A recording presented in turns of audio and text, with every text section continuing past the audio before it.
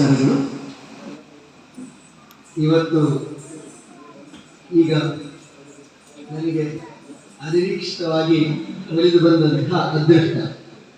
ನಿಜವಾಗಿ ಈ ಅಧ್ಯಕ್ಷ ಪೀಠದಲ್ಲಿ ಕುಳಿತುಕೊಳ್ಳಬೇಕಾದವರು ಈ ಮಹಾತ್ಮ, ಆದರೆ ನಾನು ತಂದು ಕೂರಿಸಿ ಅವರು ಚಂದ ನೋಡಿ ಹಾಗೆ ತುಂಬ ಸಂತೋಷ.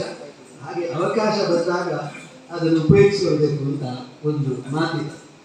ಹಾಗಾಗಿ ನಮ್ಮ ಜೀವನದಲ್ಲಿ ಕೂಡ ಎಂಥ ಅವಕಾಶ, ಕವಿಗೋಷ್ಠಿಗೆ ಭಾಗವಹಿಸುವಂಥ ಅವಕಾಶ ಇರ್ಬೋದು, ಅಥವಾ ಇಂತಹ ಒಳ್ಳೆಯ ಸಹೃದಯರ ಜೊತೆಗೆ ಸೇರುವಂಥ ಅವಕಾಶ ಇರ್ಬೋದು, ಅಥವಾ ಇಂತಹ ವಾಮನ್ ರಾಯರಂಥವರು ಸಂಘಟಿಸುವಂತಹ ಕಾರ್ಯಕ್ರಮಗಳಲ್ಲಿ ಭಾಗವಹಿಸುತ್ತಿರುವುದು, ಇಂತಹ ಸುವರ್ಣ ಅವಕಾಶಗಳು ನಮಗೆ ಆಗಾಗ ಬರ್ತಾ ಇರ್ತವೆ.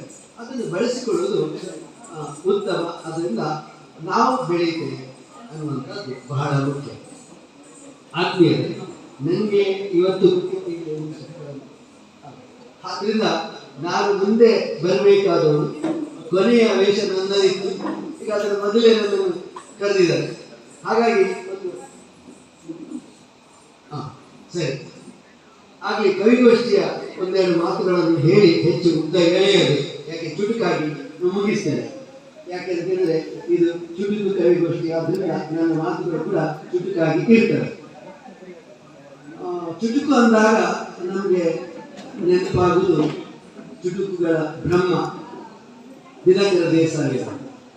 ಆದ್ದರಿಂದ ಸಾವಿರಾರು ಚುಟುಕುಗಳನ್ನು ಬರೆದು ಚುಟುಕಿನ ಒಂದು ಹೊಸ ಪ್ರಪಂಚವನ್ನು ಸೃಷ್ಟಿಸಿದವರು. ಹಾಗೆ ಬೀಚಿಯವರು ಕೂಡ ಅವರದ್ದು ಒಂದು ರೀತಿ ಬೇರೆ. ಹಾಗಾಗಿ ಈ ಅವರು ಹೇಳ್ತಾರೆ, ಅವರವರ ದೃಷ್ಟಿಯಂತೆ ಸೃಷ್ಟಿಯು ಬೇರೆ, ಅವರವರ ದೃಷ್ಟಿಯಂತೆ ಸೃಷ್ಟಿಯು ಬೇರೆ. ಕವಿಗೆ ಚಂದ್ರ ಹೆಂಡತಿಯ ಮೋರೆ, ಕವಿಗೆ ಚಂದ್ರ ಹೆಂಡತಿಯ ಮೋರೆ. ಚಿಕ್ಕ ಮಕ್ಕಳಿಗೆಲ್ಲ ಬಾಂಧಳದ ಚೆಂಡು, ವಿಜ್ಞಾನಿಗಳಿಗೆಲ್ಲ ಬರೀ ಕಲ್ಲುಗುಂಡು. ಆದ್ರಿಂದ ಆಕಾಶದ ಚಂದ್ರ ಒಬ್ಬನೇ ಆದರೂ ಕೂಡ ಅವರವರ ದೃಷ್ಟಿಯ ಹಾಗೆ ಚಂದಮಾಮನ ಕಥೆ ಹೇಳು ಒಬ್ಬೊಬ್ಬರು ಒಂದೊಂದು ರೀತಿಯಲ್ಲಿ ಬರೆಯಬಹುದು. ಹಾಗಾಗಿ ಅವರ ದೃಷ್ಟಿಯಂತೆ ಅದು ಕಾಣಬಹುದು. ಹಾಗೆ ಪರಿಸರದಲ್ಲಿ ಇರುವಂತಹ ಅನೇಕ ವಿಷಯಗಳು, ವಸ್ತುಗಳು, ಅಥವಾ ಘಟನೆಗಳು, ಅಥವಾ ದುರಂತಗಳು, ಅಥವಾ ಪ್ರೀತಿ, ಸ್ನೇಹ, ಸಂಬಂಧಗಳು, ಇವುಗಳು ನಮಗೆ ಯಾವುದೋ ಒಂದು ಸಂದರ್ಭದಲ್ಲಿ ತುಂಬ ಚುಟುಕಾಗಿ ಹೇಳುವುದಕ್ಕೆ ಅವಕಾಶವನ್ನು ಮಾಡಿಕೊಡ್ತಾರೆ. ಹಾಗಾಗಿ ನಮ್ಮ ಹಿರಿಯ ಕವಿಗಳು ರಾಧಾಕೃಷ್ಣ ಒಡೆಯತರ್ಕು ಅವರು ಬಂದಿದ್ದಾರೆ. ಸರ್ ಬನ್ನಿ, ನಿಮಗೆ ಸ್ವಾಗತ. ಕವಿಗೋಷ್ಠಿಯ ನೀವು ಕೂಡ ಪಾಲ್ಗೊಳ್ಬೇಕು ಅಂತ ನಮ್ಮ ಹಿರಿಯ ಕವಿಗಳು ಕಾಸರಗೋಡು ಅಂದಾಗ ನನಗೆ ನೆನಪಾಗುವುದು ರಾಧಾಕೃಷ್ಣ ಒಡೆಯತರ್ಕು ಅವರು. ಸಾಕಷ್ಟು ವರ್ಷದಿಂದ ಹಲವು ಕೃತಿಗಳನ್ನು ಬರೆದು ಪತ್ರಕರ್ತರಾಗಿ ಎಲ್ಲ ದೃಷ್ಟಿಯಲ್ಲಿ ಕೂಡ ಪ್ರೇರಣೆಯುವಂತೆ. ಈಗ ನಾವೆಲ್ಲ ಬಂದಿದ್ದೇವೆ, ಚುಟುಕುಗಳನ್ನು ಓದಿದ್ದಾರೆ, ತುಂಬ ಚೆನ್ನಾಗಿ ಪ್ರಯತ್ನ ಮಾಡಿ ಓದಿದ್ದಾರೆ. ಚುಟುಕು, ನನಗೆ ಚುಟುಕು ಅಂದಾಗ ಅದು ಹೀಗೆ ಇರ್ಬೋದು ಏನೋ. ಚುಟುಕನ್ನು ಉದ್ದವಾಗಿ ಬರೆದರೆ ಕವನ, ಕವನವನ್ನು ಉದ್ದವಾಗಿ ಬರೆದರೆ ವಾಮನ. ಅದರಿಂದ ವಾಮನನ ಅವತಾರ ಉದ್ದುಂಟಲ್ಲ ಶಕ್ತಿ, ಅದು ಎಷ್ಟು ಅಂತ ನನಗೆ ಗೊತ್ತುಂಟು. ಅದರಿಂದ ತ್ರಿವಿಕ್ರಮನ. ಹಾಗಾಗಿ ಈ ಒಂದು ಸಂದರ್ಭದಲ್ಲಿ ಅದು ನೆನಪಾಯಿತು. ಹಾಗೆ ನನಗೆ ತಕ್ಷಣ ಅವರು ಇಲ್ಲಿ ಬಂದು ಹೇಳಿದರು, ಇದು ನನ್ನದಲ್ಲ, ಇದು ಶೀರ್ಷಿಕೆ ಅಂತ ಬೇಕಾದ್ರೆ ತಿಳ್ಕೊಳ್ಳಿ, ಅಥವಾ ನನ್ನದಲ್ಲ ಅನ್ನೋದನ್ನು ಬೇಕಾದ್ರೆ ತಿಳ್ಕೊಳ್ಳಿ. ಮೊದಲಿಗೆ ನಾನು ಕುಡುಕರ ಮಧ್ಯ, ಈಗಲೂ ಇದ್ದೇನೆ ಕವಿಗಳ ಮಧ್ಯ. ಇದು ವಾಮನರು ವೇದಿಕೆಯಲ್ಲಿ ಹೇಳಿದೆ. ಮೊದಲು ನಾನು ಕುಡುಕರ ಮಧ್ಯ, ಈಗಲೂ ಇದ್ದೇನೆ ಕವಿಗಳ ಮಧ್ಯ. ಇನ್ನೊಂದು ನನಗೆ ಅನಿಸಿದ್ದು, ನಾವೆಲ್ಲ ಚುಟುಕ ಓದ್ತೇವೆ 1, 2, 3, 4 ಅಂತ. ಆದರೆ ಚುಟುಕಕ್ಕೆ ಪ್ರತ್ಯೇಕವಾದಂಥ ಒಂದು ಶೀರ್ಷಿಕೆ ಬೇಕೇ ಎನ್ನುವಂಥ ಪ್ರಶ್ನೆ ನನಗೆ ಉದ್ಭವಿಸಿತು. ಚುಟುಕಿಗೆ ಬೇಕೇ ಶೀರ್ಷಿಕೆ, ಸಿಕ್ಕಿದರೆ ಸಾಕಲ್ಲವೇ ಹರ್ಷಿಕೆ. ಅದನ್ನ ಪ್ರತ್ಯೇಕ ಒಂದು 4 ಸಾಲಿಗೆ ಶೀರ್ಷಿಕೆ ಬೇಕಾಗಿರುವುದಿಲ್ಲ ಅಂತ ನನಗೆ ಅನಿಸುವುದು. ನಾವು ದುಂಡಿರಾಜರ ಅನೇಕ ಚುಟುಕುಗಳನ್ನು ಓದ್ತೇವೆ, ಅದರಲ್ಲಿ ಅನೇಕ ಸಲ ಶೀರ್ಷಿಕೆಗಳು ಇರುವುದಿಲ್ಲ. ಪ್ರಾಯ ಬಂದಾಗ ಮೂಡುವುದು ಮೀಸೆ, ಒಂದೊಂದು ಮೀಸೆಗೂ ಒಂದೊಂದು ಆಸೆ. ಕತ್ತರಿಸಿದ ಚಿಗುರುದು ಜೋರು, ತೆಗೆದ್ರೆ ಒಳಗುಂಟು ಬೇರು.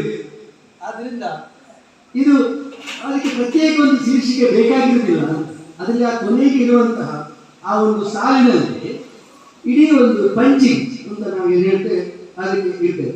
ಆದ್ರಿಂದ ಚುಟುಕಿನ ಆರಂಭದಲ್ಲಿ ಇರಲಿ ಮಿಂಚು, ಸಾಲಿನ ಕೊನೆಯಲ್ಲಿ ಇರಲಿ ಗುಡುಗು. ಅದರಿಂದ ನಮಗೆ ಗುಡುಗು ನಂತರ ಕೇಳಿಸ್ತದೆ, ಮಿಂಚು ಮೊದಲು ಕಾಣುತ್ತೆ. ಅದರಿಂದ ಒಂದು ಮಿಂಚಿನ ಬೆಳಕು ನಮಗೆ ಬರಬೇಕು ಆರಂಭದ ಚುಟುಕಿನಲ್ಲಿ. ಕೊನೆಗೆ ಅದು ಗುಡುಗು ಡಬ್ ಸಿಡಿದಾಗ ಅವೋ ಇಷ್ಟು 4 ಸಾಲುಗಳು, ಅದು 4 ಅಕ್ಷರಗಳಲ್ಲಿ ಇರಬಹುದು. ಹಾಗಾಗಿ 4 ಪದಗಳಲ್ಲಿ ಆ ಚುಟುಕು ಇರಬಹುದು ಅಂತ ನನಗೆ ಅನಿಸಿದೆ. ಆದ್ರಿಂದ ಇನ್ನು ಕೆಲವರಿಗೆ ಚುಟುಕು ಬರೆದಾಗ ಕೊನೆಗೆ ಪ್ರಾಸ, ನಾವು ಹೆಚ್ಚಿನವರು ಪ್ರಾಸ ಬದ್ಧ, ಕೊನೆಗೆ ಅಂತ್ಯಪ್ರಾಸ, ಆದಿಪ್ರಾಸ ಬರೆಯುವ ಕಡೆ ಅಂತ್ಯಪ್ರಾಸವನ್ನು ಹೆಚ್ಚಿಗೆ ನಾವು ಆರಂಭದಲ್ಲಿ ಬಳಸ್ತೇವೆ. ಆದ್ರಿಂದ ಚುಟುಕಿನಲ್ಲಿ ಇರಬೇಕು ಏಕೆ ಪ್ರಾಸದ ತ್ರಾಸ, ಚುಟುಕಿನಲ್ಲಿ ಇರಬೇಕು ಏಕೆ ಪ್ರಾಸದ ತ್ರಾಸ, ಕುಟುಕಿನಲ್ಲಿ ಇರಲಿ ಬಹುದಿನ ಬದುಕುವ ಶ್ವಾಸ, ಕುಟುಕಿನಲ್ಲಿ ಇರಲಿ ಬಹುದಿನ ಬದುಕುವ ಶ್ವಾಸ. ಆದ್ರಿಂದ ಒಂದು ಚುಟುಕು ತಕ್ಷಣಕ್ಕೆ ಅದು ನಮ್ಮ ಮಿಂಚಿ ಹೊಡೆದು ಮಾಯವಾಗಿ ಹೇಳಿದ ತಕ್ಷಣ ಮತ್ತೆ 2 ಇಲ್ಲ ಅಂದ್ರೆ ಉಳಿಯುವುದಿಲ್ಲ, ಮರುಕ್ಷಣಕ್ಕೆ ಅದು. ಆದ್ರೆ ಅದು ಸ್ವಲ್ಪ ಸಮಯ ಉಳಿಯಬೇಕು ನಮ್ಮ, ಅದಕ್ಕೆ ಶ್ವಾಸ ಜೀವಂತಿಗೆ ಇರಬೇಕು. ಸ್ವಲ್ಪ ಸಮಯ ಬದುಕಬೇಕಾದ್ರೆ ಈಗ ನಾನು ದುಂಡಿರಾಜರ ಕವನ ಚುಟುಕು ಹೇಳಿದಾಗ ಎಷ್ಟೋ ಸಮಯದ ಮೊದಲು ಕೇಳಿದ್ರು. ಅದೀಗ ಅವಳು ನನ್ನ ನೋಡಿ ಮಕ್ಕಳು, ನನಗೆ ಈಗ 3 ಮಕ್ಕಳು ಅಂತ ಹೇಳುವಂತಹ ಒಂದು ಚುಟುಕ ಯಾವಾಗಲೂ ಮರೆಯುವುದಿಲ್ಲ. ಹಾಗಾಗಿ ಈ ಕವನ ಅಂದಾಗ ಸಂಕೀರ್ಣ ಅನುಭವದ ಸಂಕ್ಷಿಪ್ತ ಅಭಿವ್ಯಕ್ತಿ ಅಂತ, ಸಂಕೀರ್ಣ ಅನುಭವದ ಸಂಕ್ಷಿಪ್ತ ಅಭಿವ್ಯಕ್ತಿ. ನಾವು ನೋಡಿದ್ದನ್ನು ಇದ್ದ ಹಾಗೆ ಬರೀತಾ ಆರಂಭದ ಹಂತ, ಒಂದು ಯಾವುದೋ ವರ್ಣನೆ ಮಾಡ್ತಾ ಇದ್ದೇವೆ, ಆ ನೋಡಿದ್ದನ್ನು ಹಾಗೆ ಬರೀತಾ ಇದ್ದೇವೆ, ಅದಕ್ಕೆ ಕ್ರಾಸ್ ಸೇರಿಸಿದೆ ಆರಂಭದ.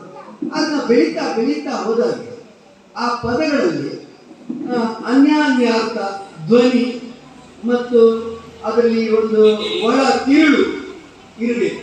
ಹಾಗಿದ್ರೆ ಮಾತ್ರ ಅಂತ ಜೀವಂತವಾಗುವುದಕ್ಕೆ ಸಾಧ್ಯ. ಹಾಗಾಗಿ ಚುಟುಕು ಅಂದಾಗ ನಾವು ಇತ್ತೀಚೆಗೆ ಈ ಚುಟುಕುಗಳು ಸಾಕಷ್ಟು ಅದು ಪ್ರಚಾರದಲ್ಲಿ ಇದೆ ಮತ್ತು ಎಲ್ಲರೂ ಚುಟುಕುಗಳಾಗಿದ್ದಾರೆ. ಆದ್ರಿಂದ ಆ ಚುಟುಕು ಅನ್ನುವಂಥದ್ದು ಈಗ ಇತ್ತೀಚೆಗೆ ನಾವು ಈಗ ಜಾಲತಾಣ ನಾವು ನೋಡ್ತೇವೆ.